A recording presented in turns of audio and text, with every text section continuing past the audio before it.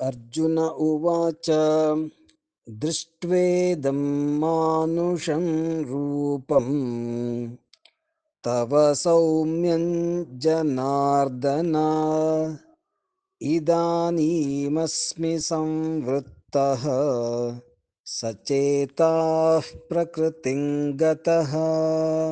अर्जुन उवाच दृष्ट्वेदं मानुषं रूपं दृष्ट्वेदं मानुषं रूपं तव सौम्यं जनार्दन तव सौम्यं जनार्दन इदानीमस्मि संवृत्तः इदानीमस्मि संवृत्तः सचेताः प्रकृतिं गतः सचेताः प्रकृतिं गतः।